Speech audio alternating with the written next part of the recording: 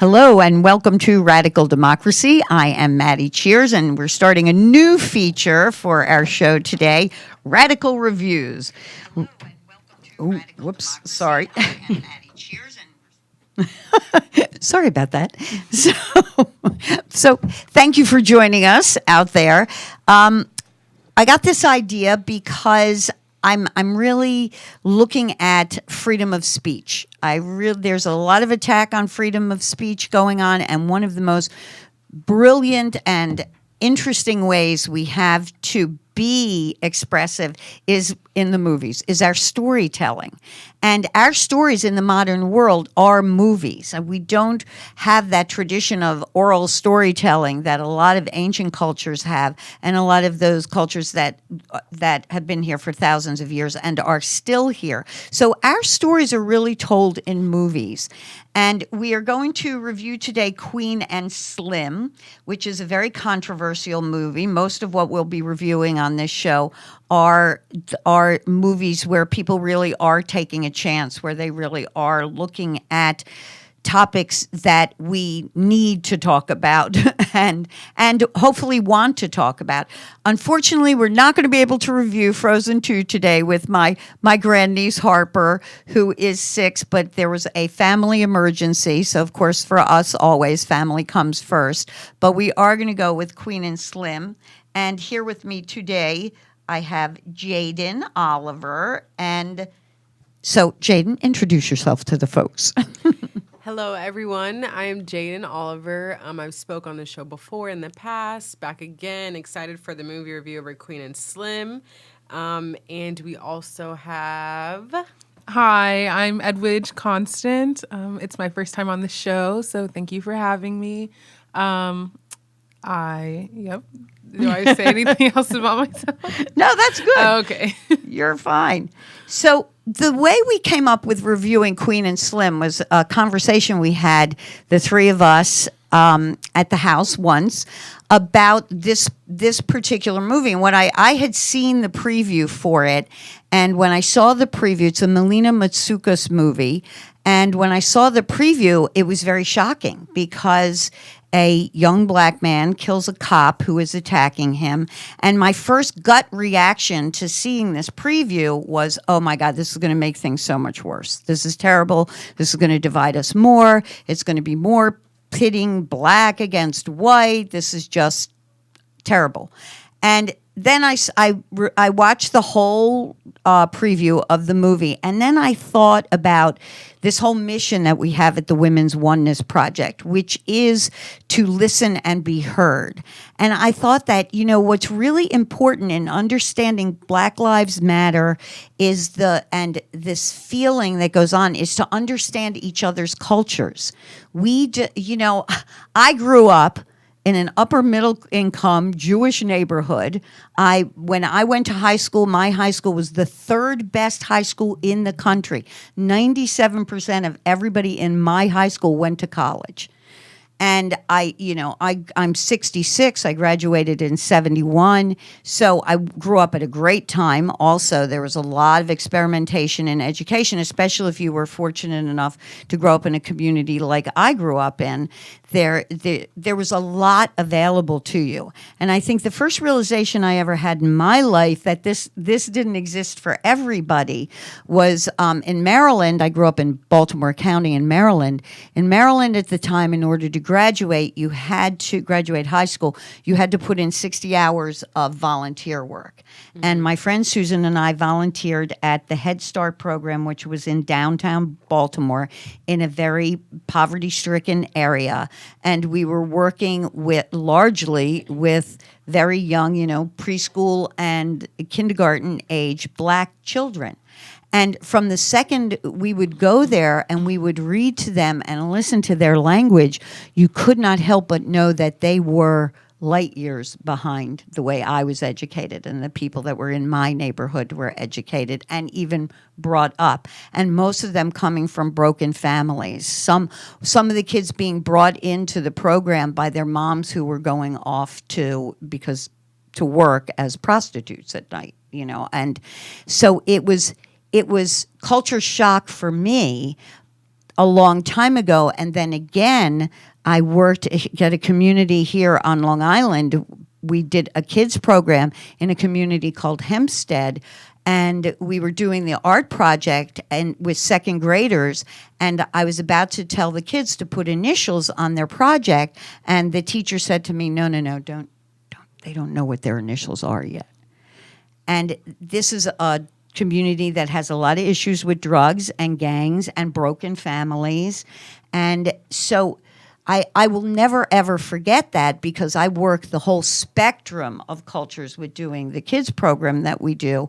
And I can tell you that those kids in that community are easily now 4 years behind where the average fourth grader would be on Long Island, or even more behind where the average fourth or third grader is in a community like Greenwich, Connecticut, or even in a community like I grew up in. So in order to understand the passion of this movie and what I think is absolutely brilliant about this movie, what she does in the most amazing way is she reveals this culture. She reveals what these two young people are going through, why they feel what they feel. She takes you into these communities so that us, we're outsiders, so that us on the outside, we can see, and hopefully we're seeing the differences in the way we are all growing up in this same country, and seeing why this issue is so powerful and so important, why these two young people become heroes to their own people. And there are real people, aside from the movie, there are real people in the same situation that have become heroes. And those of us who are sitting in the dominant culture and it should stop judging. I mean, we can't just sit here and condemn. That's what's dividing us. What's dividing us is our lack of willingness to sit down and understand why this is an important movie, why this point of view is important, and why we need to listen to each other, and why we need people making these movies about the differences in cultures. So I'm going to turn it over to Jaden or Eddie to Eddie. Am I calling? Yeah, it's okay. Sorry, I'm so used to calling her Eddie. But to either one of you, want to jump in and say what your feelings were about the movie? I kind of want to start off by just acknowledging that Jaden and I, I'm Haitian American, grew up in Oklahoma, so I resonate with Black American culture more. But Jaden and I don't speak for all, people of color. We don't speak for all Black people. We don't speak for all Native American people. These, are our opinions and opinions that we've experienced, our own experiences and the experiences of our friends. But, something that the movie does a very good job of is showing the complexity and the diversity of opinion amongst a people group, not just Blacks, but whites, millennials. We're multi-generational here. So just keeping that in mind, that this isn't the blanket opinion of a people group, because I do feel as though that tends to happen. If you're Black, you're supposed to be 100% for Black Lives Matter.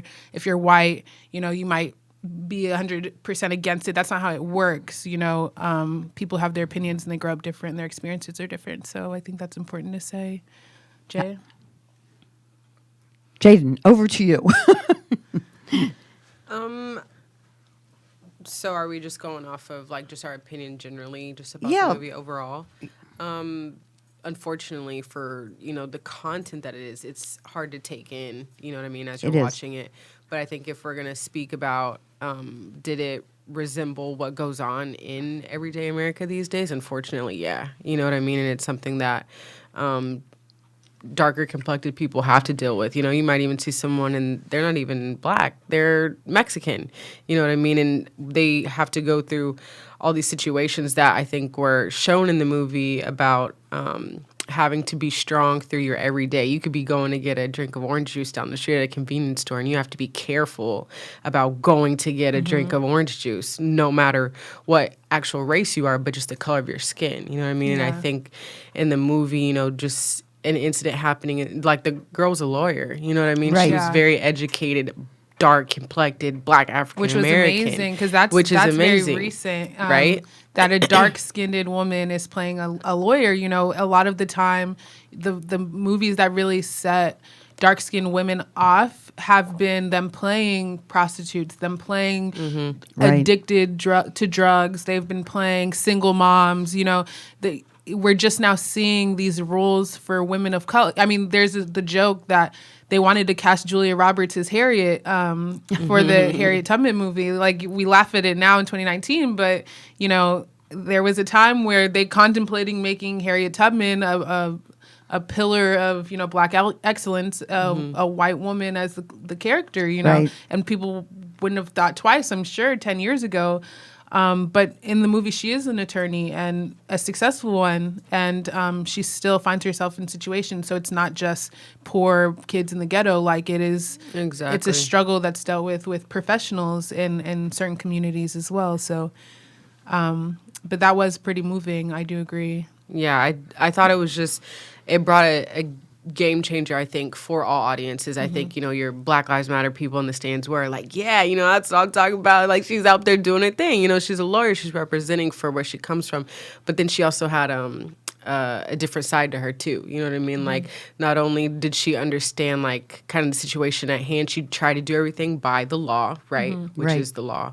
One thing that stuck out to me was how when he starts making the guy do things that, you know, if he would have been on top of his, and this is unfortunate too, people of color have to know the law in any state you go to, right? Like, if I'm going to Kansas, I'm finna know Kansas law against anybody with a gun, anybody with, like, what's the, what can I basically get myself into here and be able to have myself at the end of the night when I leave? You know what I mean?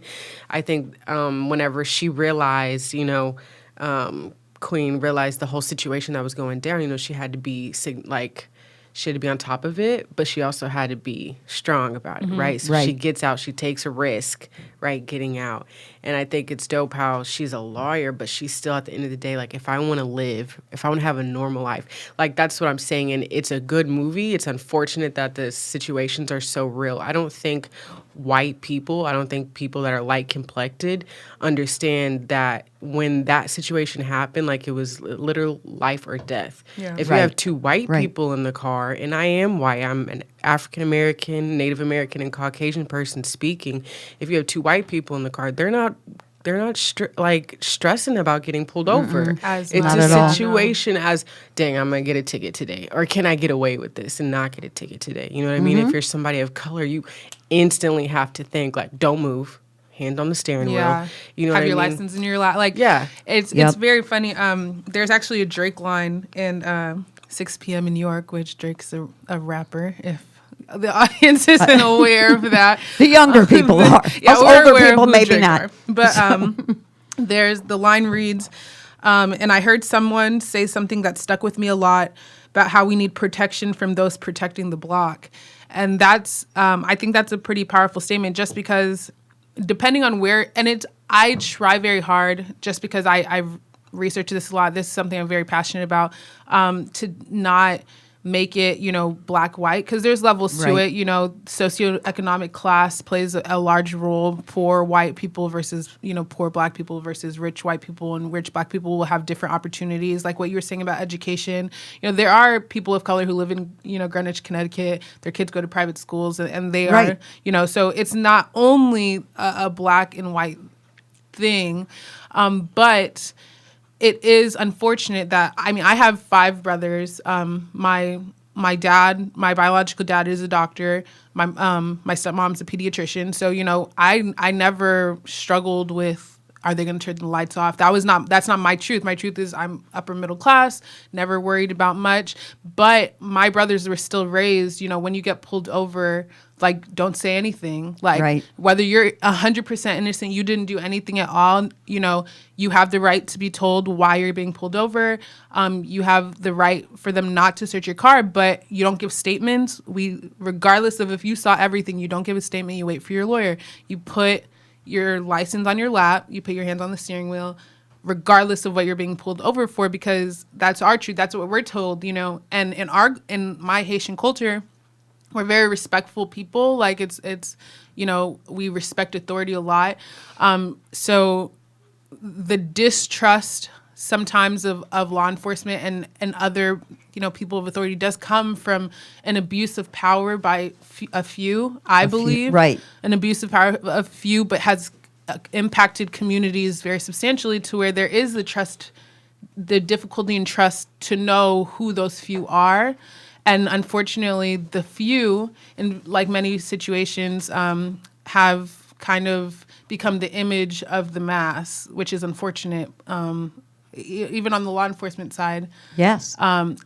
Actually, I was just having this conversation with my family because of the shootings that happened in Jersey City, when a detective who was, he left his house that day, left his family because his people, was doing his job and approached two people who looked somewhat suspicious, and the people shot him and killed him, and then a chase ensues, a gunfight takes down a grocery store, and I don't think any of those people woke up that morning thinking that's what was going to happen. Right. But there is a courage that does come with being a police officer, and there is a courage that firefighters and other law enforcement, but they're still people too. So not every situation is, white versus black. You pulled me over because I was black, whatever it may be. But unfortunately, that happens more often because of subconscious biases. I always say, it happens more often than you would think, and people want to realize. Yeah, and I think that that's why this movie is very important, is because it should be sparking conversations like we're having. And just from a strictly artistic point of view, this is a brilliant movie. Yeah. Yeah, I mean, even if you no matter what you think of the subject, you should see this movie because it is just brilliantly done. Bring tissues, I'll tell you, but her sense of place when she takes you into these communities, her sense of relationship, the relationship that grows between the two of them. I'm going to warn you all now. Spoiler alert. So if you haven't seen the movie, we're probably going to spoil some parts, but still worth seeing. It's been out for a couple of weeks now, I think, since Thanksgiving, right? Yeah. But it is a brilliant piece of artwork, and because of the media, I think that is kind of getting overshadowed by the controversy. Yeah.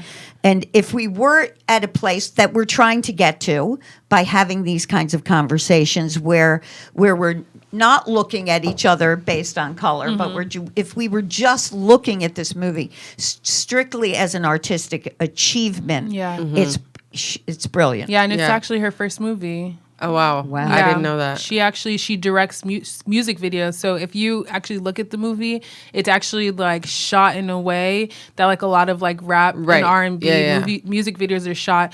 Even the last scene when, not to spoil the ending, but there's different scenes that are flashed in front of you of different perspectives of people that you've seen throughout the movies. Right. It kind of mirrors a rap music video. She actually shot Beyonce's Formation video, which was also controversial when that came out. But so, yeah, she did a phenomenal job. Yeah. Sorry to interrupt you. I was just going to say, piggybacking off of what you're saying, Maddie, from an artistic point of view, it did its job. And that's coming from someone who is three different cultures, right? Right. Native American, African American, and Caucasian. And I think, and you're saying, it's not black and white. Unfortunately, I'm on the fence because I think that is exactly what this movie does, is replicate, like, it allows a white person, a yellow person, a green person to be in the seat of a black person. Yes. As they're along the road trip, right? Yep. And so I think it takes, like, along the journey, and this is to say, coming from someone who does speak for different cultures, I think it was important how in the movie a white person helped them along their journey, but then a black person messed up their whole journey. Right. You know what I mean? And so I think it goes back and forth where, like, you want to look at the world and you want to say, it's just ugly people versus just good people. You know what I mean? And then, but unfortunately, we do have to play in the factor, which I think this does a great job of, is it is black and white situations, though. You know what I mean? Yeah, and I we think have to face that. We sort of just talked about that in conversation I had with Joanne on her show, in this idea we are not going to solve our problems making pretend they don't exist, Yeah. or making pretend they shouldn't exist. Yeah. You know, I mean, we are here on this planet with a lot of other people, and the only way to solve these problems, and what art is particularly good at, is showing these problems, is to admit they're there. They admit they're there, yeah. You know, and we say that to our children. You know, when we talk about the boarding schools in the program, we say, we know this is hard, we know this is going to make you sad, but the only way this never happens again is if we admit this is a mistake. And what I thought she did brilliantly in the film was have it so that you did have people of both colors that were good and were bad, Right. which artistically was a risky and brilliant choice. And also what I thought was absolutely, the whole film is risky, but what I thought was really, for me, what moved me so much is the same thing that moved me about Thelma and Louise. Now, you know, you guys are too young to remember when that film came out. I don't know if you've ever seen Thelma and Louise, but basically what it was is it's a similar line of storyline, except it's women against men. And this is a reality, you know. I Yeah. mean, this was, and especially at that time, I meant to look up the year that Thelma and Louise was made. So if anybody out there listening, Linda Chambers, if you're out there listening, tell me what year Thelma and Louise was made.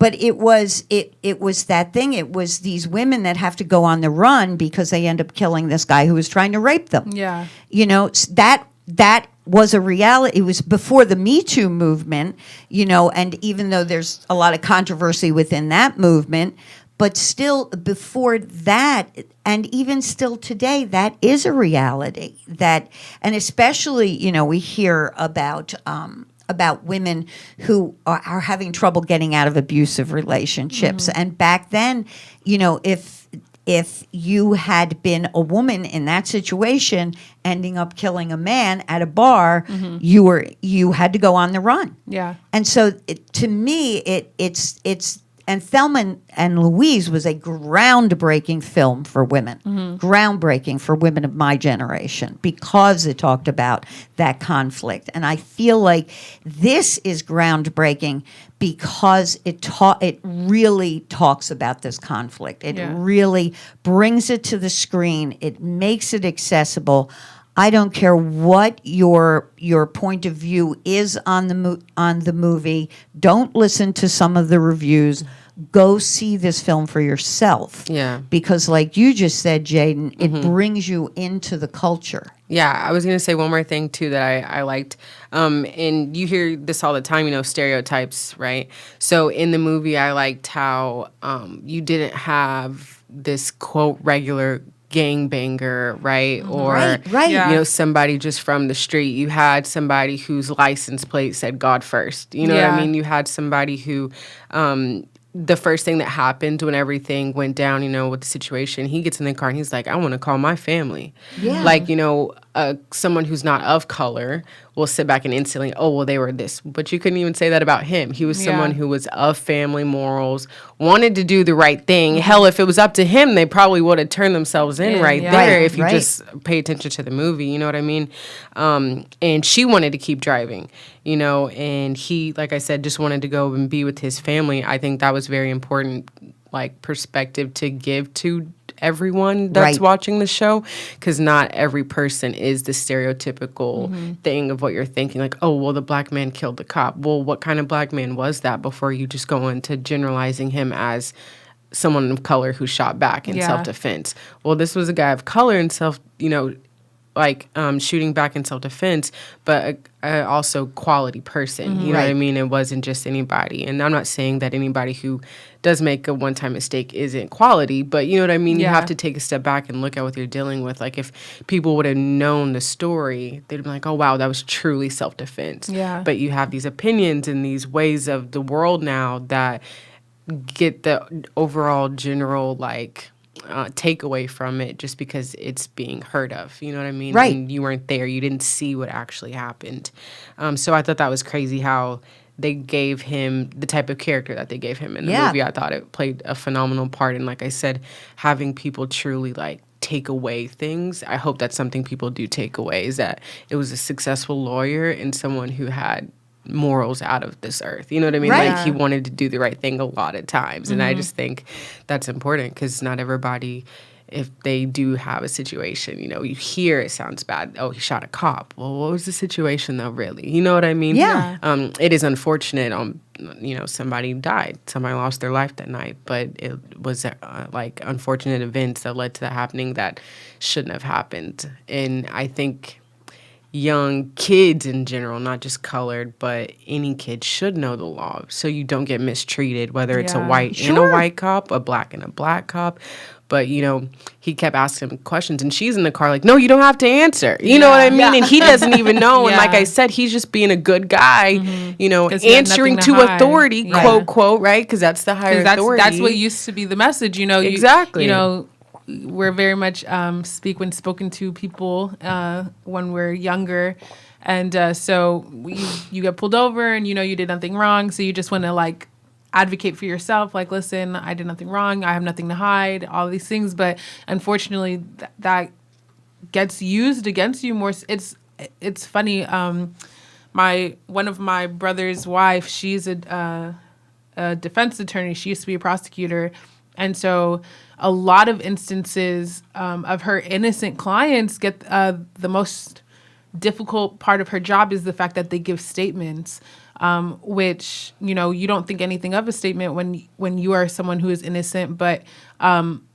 you just say the wrong thing and it just sounds the wrong way, and it can literally be used against you in a court of law. Like it's part of your Miranda rights, and people don't realize that you kind of dig yourself deeper the more you speak and try to advocate for yourself, which makes no sense because you didn't do anything. You're innocent. You know, you're defending yourself, but you find yourself digging yourself deeper into a ditch when you're trying to, you know, crawl out of one. So that was pretty interesting in the movie that she knew, don't say anything at all, and he's like, what do I have to hide? You know, Right. And I think that's, you know, from my family background and the way I grew up, you know, of course I'm sitting in the seat going, oh, just let him go, you know, and then you see her anger and her trying to stop him, and you're like, why is she doing this? But the other thing that is done with the movie that is also such a brilliant choice is that she takes you into her family background to show why he is really, like you were saying, he's this good guy. He comes from a great family. You know, they trust God, you know, on the license plate, all of that, and church-going people, and she comes from an extremely different background. And I thought that was really important to take the time to show that in the movie. And it's her very difficult background, but it's actually her uncle that ends up helping them and getting them help because she knows this is how she grew up, and this is something that if we are going to talk to each other, if we are going to sit and resolve this problem and admit to the mistakes we have made, we are going to have to say, that is your perspective, and I am willing to listen to it. I am willing to hear what your family background was. I am willing to hear why she was so adamant about don't say anything. I want to know that. I want to know why she isn't making the choice I would make, you know, or the choice you want him to make, which is really, of course, whenever you're watching a film, whoever you're siding with is it's the like person polarized, you're very much identifying so. with. But that is the artistic genius of the film, is she does not miss a beat. She does not miss a moment of getting to explain the culture, getting to explain the characters. She's got a little Romeo and Juliet stuff going in there. I mean, when I was talking to my husband afterwards, we were talking about how not only Thelma and Louise, but the Bonnie and Clyde aspect. But I think the difference with just saying it's like a Bonnie and Clyde thing. Bonnie and Clyde were. They did become sort of cultural heroes, but they were also very much out to fight back. And I think at a certain point, there's that sort of Romeo and Juliet feeling with the two of them, where they They just want to live. Yeah, They just want like to. they don't want to be these martyrs. No, they don't wanna be They don't heroes. want to be heroes. They don't want people to follow in their footsteps. They just want peace. They just want to Right. get away. I thought it was crazy how saying how they just want peace and they just like want to get away.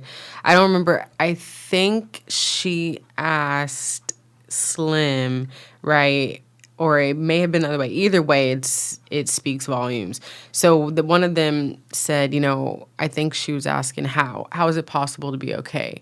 And he said, I'm just used to saying I'm okay and I'm not. Yeah. Yeah. Like they just want peace. Like they're always having to fight and put yourself in a situation where you don't know how things are going to end up. So you got to, be on your P's and Q's because it could be the last time, you share a story or sit down and, you're present. I think it definitely is a good story of, like, what is the answer though? You know what I mean? Like what can I do any different on this, on the show today to prevent this from happening? Not much. We can bring awareness to it, and speak on the topic. But I think like, if you are someone of the law enforcement and you're hearing this or, someone in law enforcement, question what's going on. Like, why are we having continuous problems over and over as a team, right, of law enforcement? I feel like I would want to impact my community and make a change. So, like, what do we need to ask ourselves? You know what I mean? Like, it's repetitious. It's over and over. It's almost like one of those things, you see peace not being the answer, but then you hear, people say, but violence isn't either. Well, then what is the answer? And also, well, a couple of things. So early, and you said earlier about how people need to be able to listen to other people's perspective, but I don't think it's just listening, because a lot of people are listening. They quote unquote listen, but they're listening to respond. Like they're listening to give Right. their rebuttal. Someone says Black Lives Matter, and you wouldn't think me stating that would cause this like uproar within people who quote unquote don't agree. And so their first response instinctively to say all lives matter. Well, your statement doesn't negate my statement. I'm trying to tell you that in this statement that all lives matter, I don't feel as though we're acknowledging that in all those lives, Black lives are included. So by listening to my statement, you formulated your statement, but you didn't really let what I said marinate to you of this is an issue, this is a problem. And still it's media, like the media polarizes it, right? Not Yes. every traffic stop is a black white, and that's what I'm saying. It's not always black white. You may have not used your turn signal and that person may have just pulled you over because of something that you did. But there are times, and there have been studies that are shown that, there are police officers who pull people over because of the color they are and in the neighborhood that they are in. Like when I was growing up in Oklahoma, a lot of the time I lived in a middle class neighborhood, but I had been parked in my driveway with my ex boyfriend at the time, ex now. And, he was a 6'7" Division I athlete, graduated a year early, in Republican caucus and all of these things. And, and we were parked in my driveway that I've lived in my house for 15 years and just talking in our car. And next thing we know, a squad car pulls up to my driveway and a police officer gets down, knocks on the window. And I use this story a lot, but he knocks on the window and, we know what to do, license on the lap, we're in my driveway. And so he, greets us, very respectful, very kind man, and asks us, somebody called in and they said that this looked a little suspicious. So you have every right to be here. But, and I explained I live here and things like that. He was like, well, you have every right to be here, but just out of, doing his P's and Q's, can I see your license just to verify you live here? Your address is on, and I had no problem. My license says this address. So I pull out my license, and in my pulling out my license, the police officer says out loud, "Man, you can take your hands off the steering wheel. I'm not going to hurt you." And I look over, and my brilliant 6'7" boyfriend is literally clenching the steering wheel, terrified, that he's not going to be the reason this goes south. And in that moment, I'm like, you don't know the police officer from Sam. He don't know you from Sam. You know, you're just Right. in both of you trying to get home, right? And the guy is just doing his job. But why do I look suspicious in my driveway that I've lived in for 15 years? Why did the neighbor call the police on me? Is it because I won't ever know, you know?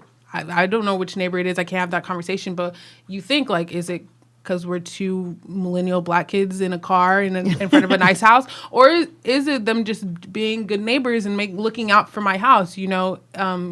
That's where the question ponders. But when I approach someone with that story, don't negate the way I feel and don't water down my perspective of the situation because by just saying, oh, it was probably just because, you know, you were just sitting in a car at 10 o'clock at night. Well, no, like my perspectives and my environment and the things I've gone through lead me to believe that they may not be it. And that's okay that you don't agree, but don't make me feel foolish for having that feeling that it may have been something more. So, and that's exactly the problem with the way the conversation is going now, is we're invalidating. We're stuck in the I'm right, you're wrong mentality. You know, and that is perpetrated by the media. The media, you know, depending on it, you know which stations are going to say which point of view, and you're not. I think what we're doing, Jaden, right here, is we're having the conversation the way the conversation should be had. We're being honest about what each other's experiences are and what each of us, coming from our different backgrounds and our different ages, felt watching the film. You know, and how with compassion for each other, if that is what we really truly want.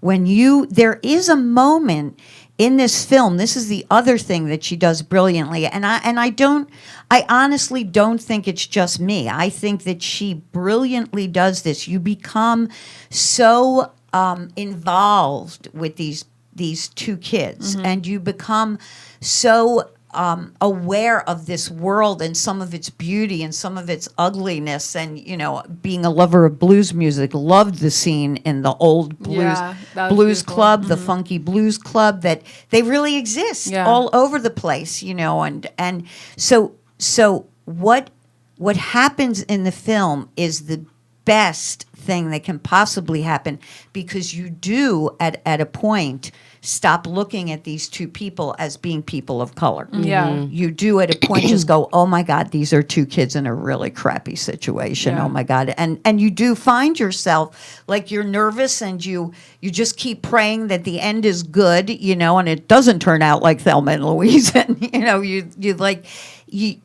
just start relating on that very human level. And I do think that the best of artists are the ones that can do that. And she's a genius. And hopefully she gets recognized for being as such. And hopefully a lot of people see the film. And I think if your gut reaction, when I told you guys about seeing the reviewer, my gut reaction was like, oh my God, black people killing white people. This is going to separate us all.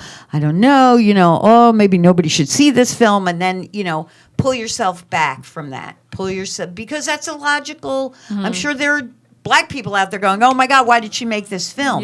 But the film is brilliant. It's not that. It's not. And maybe they should do away with that trailer. I don't know. I really don't know. I understand why the trailer's made the way it's made, because it is the most controversial. It's very provocative. But we're here to say everybody should see this. This is an important film about things going on in our culture, our general American culture, that we need to find a way to resolve. Yeah.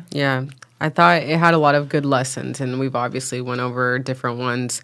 But another one that stuck out to me was how the uncle, he was like, you know, well, listen, you know, I don't approve of what y'all did. You know what I mean? He's like, y'all are tripping. Like, y'all can't be in my house after, you know, I definitely don't approve of what y'all did, you know, but I care about what happened. You know what I mean? And I think that is the importance behind the movie and the lessons that she is trying to give. You know what I mean? Like, one, just look at the situation.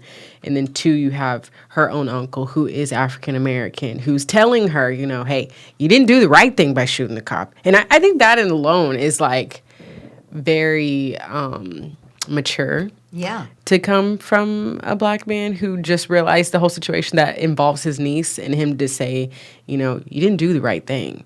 Because somebody from my family would have been like, you know, you should let them all out. You know what I mean? Right. Because we have to be strong all the time, and we have to fight for our own lives every day. So I think like the significance in like, I'm going to tell you were wrong, but I'm going to help you guys out. You know what I mean? Right, I think right. those are the things that people need to take away from the movie. Like, you know, it's not just a black person being ignorant or a person of skin being ignorant and wanting someone to die. No, Right. they're fighting for their life, and Yeah. they're, you know, they're speaking on what was right. It was self-defense, you know, but I just thought it was cool how he was transparent with like, you're wrong, but, you know, I mean, we're going to get out of this. Like, I'm going to try and find a way. Exactly. And I think that was also a wonderful choice on her part, was to make it so that it really was self-defense. Because, you know, in talking to you guys earlier even, there have been some shootings of police where people have just walked up and shot them. I don't know anybody personally, no matter what color they are, that thinks that is justifiable. Yeah. You know, but with the media hype and what's going on around that, then that is the extreme result of not talking about that this is a real problem. Yeah. I mean, you know, we have a friend who was a policeman in the 80s, and it was, you know, like the Wild West out there. And you have to understand the progression of the way that people, even in poor white communities, in poor black communities, in poor Hispanic communities, were treated by people in authority over these many years. Yeah. So that these fears and anxieties are very, very real. Yeah. And and also, as a culture, we need to say there's a lot wrong. It does start with education. We do have really to does, see that every community has decent education. Every parent, single parent, has a place where they can take their children that's safe. We do have to support families Yeah. again. We do have to, you know, I mean, this is one of the biggest things that people talk about politically, is that the welfare system, the way it was redesigned, undercut black families. Because if you had a dad in the family, and Hispanic families, if you had a dad, you weren't getting welfare. So why wasn't it designed so that your family could stay together and you just got a supplement? No, it was designed poorly, and it's been designed poorly for a number of years. Yeah. So it's to just look at this problem as one thing is also yeah. ignoring the problem. I think that, and going off of what you just said, I think when we're having the conversation, a lot of the time the stance is taken that these things were accidental, that it was accidentally created to, it was an accident that it undermined certain people group and certain families. And it was an accident that, you know, mass incarceration in the United States occurred. And it was an accident that, you know, just a lot of the secondary consequences to some of these things, they're not accidents. No. If you really look at even if taking the issue of police, because it's multifaceted. Education has to do with it. Police brutality is an instance. Even just prejudice and discrimination and getting jobs and getting work, that your name on your resume could hinder you from getting work. A Nicole versus, you know, a Daquan, which for us, we're just like, they're just names, but in reality, people have biases that are not accidental. Right. I truly believe, and for a long time, we say the media, and a lot of the time we're talking about new 24-hour news outlets, you know, Fox versus CNN versus MSNBC, but it goes further than that. Yes. Earlier when we were saying how it's cool to see a black woman as an attorney in a movie, that's rare, and it shouldn't be rare, but it's not accidental that at one point in time, every 3 every 3 out of 5 black men you saw on television were being criminalized. Yeah. They're either playing criminals, or we have shows like Cops where we're seeing them get arrested, Right. or we're being reported on gang violence, and it's always the black gangs or the Hispanic gangs. You talk about corruption, and it's people of color that you're seeing, and then we're confused as to why, little old white ladies are locking their doors when they see a black man crossing the street. Right.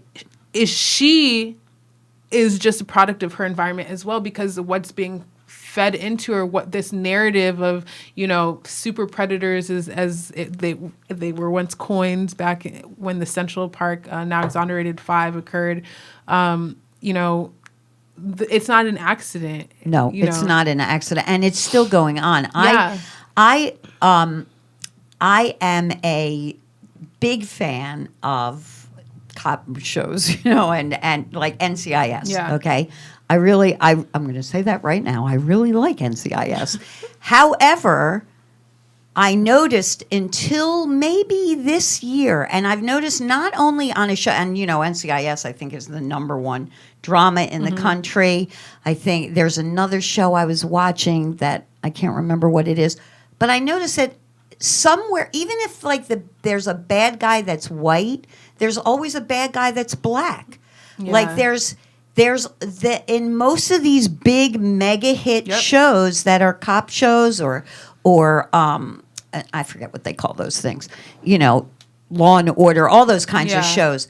There are a lot consistently more, I would say, if you really counted, more often than not, the bad guy is a black guy. Yeah. Now we're moving to the Russians, with NCIS, but that's because that show is about like spying and all that kind of stuff. But for years, though, before recently, if you look at like the older shows, it's like every show. Mm-hmm. Every show, the bad guy ends up, even if you have a good guy that's black, you have a bad guy that's black. So, and it's also profitable. As you're talking about education, as we know, the taxes of where you live go to the place that your kids are getting educated. So the taxes from poor communities, people who don't have, disposable income, those taxes are going to fund the education. So that education is subpar, and then those people stay in that community. I would love to see the numbers on like credit cards. The interest on credit cards, the interest on loans. 2008, like a lot of when the housing crash happened, I would love to do a little bit more research on the numbers of poor, low socioeconomic communities, which are unfortunately predominantly people of color, right, because of historical events in this country. Right. And it is profitable for these companies to keep people undereducated, and at this point, those people are people of color. They don't teach you about tax deductions in school because they're making money off of those taxes you're not deducting. They don't teach you about interest and interest rates and things like that, because that's where the money is being generated. Rich people stay rich because they are aware of how money can work for you. There's a book by Robert Kiyosaki, Rich Dad, Poor Dad, that teaches what the rich know about money versus what how the poor treat money. Right.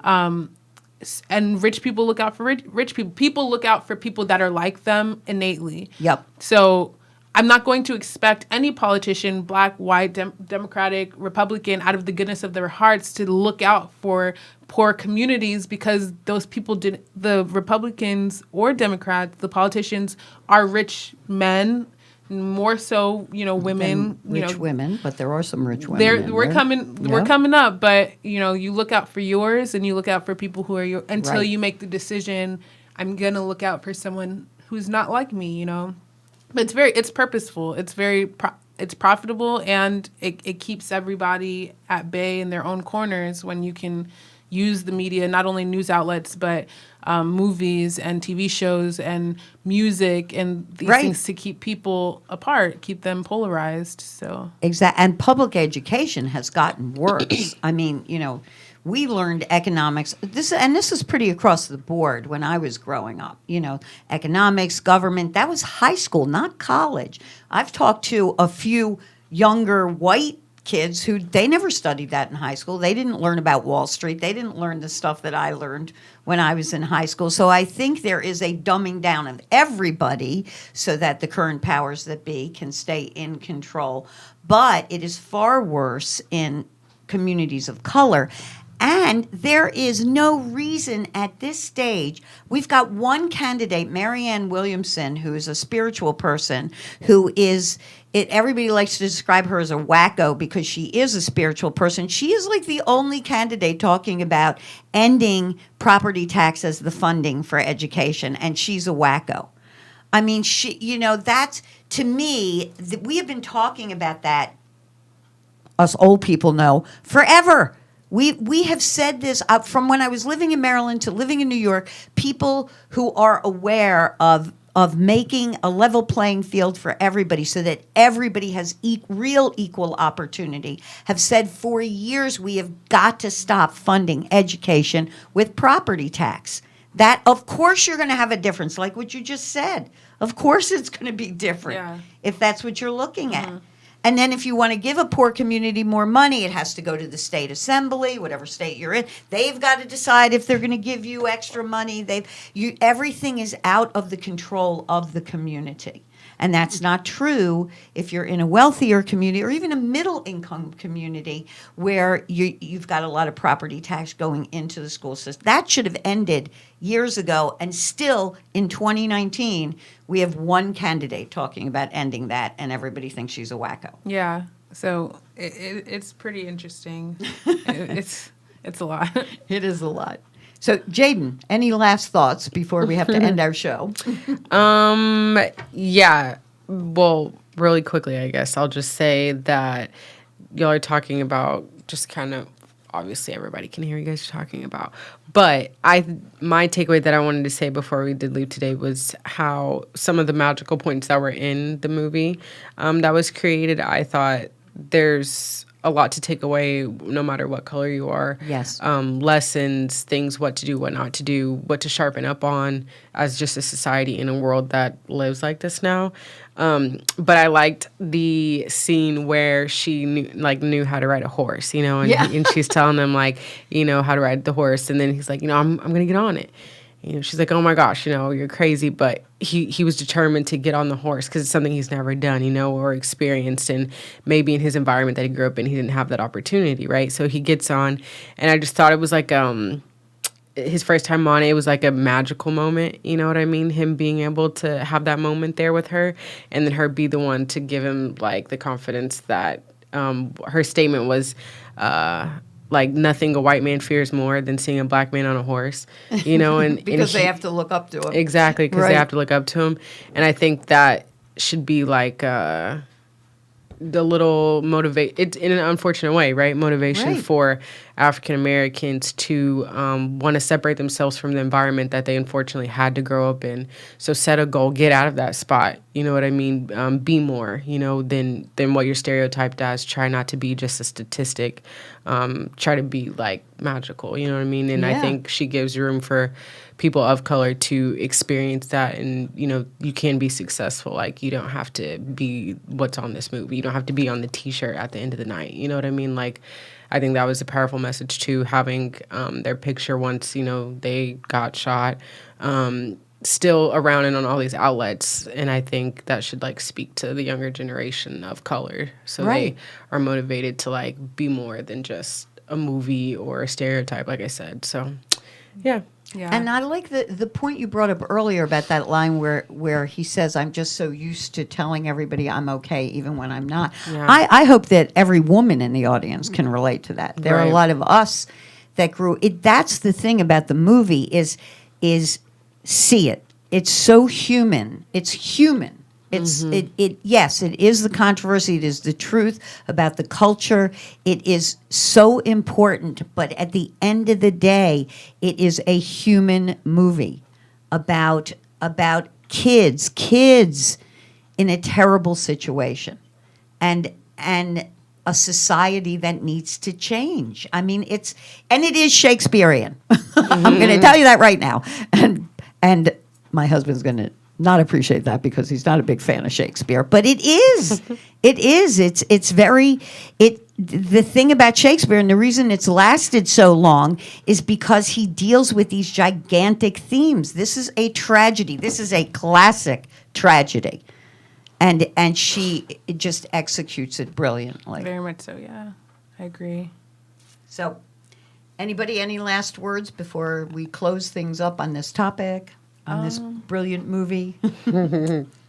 I guess just going off of what Jane said, not only, aspire to be better and better yourself, but then go back and mentor, like once you've made it, go back, mentor a kid, mentor somebody else, pass what you've learned on, because, many people, quote unquote, make it out of the hood. They make it out of their situations, make whatever that situation may be. But it's like the allegory of the cave that we talked about Right. when we were at your house. You can't leave the cave and forget to go back and enlighten those that you left behind, Exactly. It's okay to, you're not a sellout for, being educated and doing better and making yourself better, but you also have to remember that you didn't get there on your own, whether you did a lot for yourself, somebody along the way helped you and somebody had a role to play. Be that person for a kid, be that example, so that their only examples aren't these,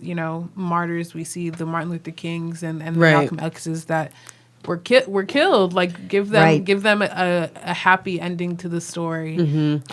We also didn't get to touch on another topic that's going to come up in a lot of other movie reviews, but whenever Queen was saying to the kid that ended up shooting the cop, the black kid that shot the black cop at the end, he was telling them, he just wanted to be immortal. And her statement back to him was, as long as your family's here, that's all that matters. Yeah. And I think like you're talking about over a period of time, paying homage back, like she wouldn't have took that away if she didn't have that road trip with Slim, right? And that she would never even came to that conclusion that, a family does matter, or I should care about my family and incorporate them in like my life, So I thought that was cool how she relayed that message to the kid. He obviously didn't go and take that advice, but I think that's what's important. Go be that change. Go be that difference maker, you know what I mean, in your communities and for your people, ultimately, at the end of the day. And that's what I admire so much about you two, and why I love having other millennials on who really have that commitment to make the world a better place for their people, for all people, because that's the only way you do it. It's, you heal yourself, you heal the world, you have a responsibility, and you recognize that responsibility to bring your wisdom and your knowledge and your experience into making the world a better place. So thank you both so much for being on. We'll have to pick something for next month. But and see the movie, see Queen and Slim. Overcome whatever it is you think you've got in your brain and go see Queen and Slim, even just for a brilliant piece of art, if for no other reason than that. But it is a groundbreaking film, and I think it will go down as a groundbreaking film in years to come. So thank you all so much. Thank you, Bobby Lucera. Thank you, Strong Island Radio and Strong Island Entertainment. Tune in, everybody. It's wonderful here. Please share this show.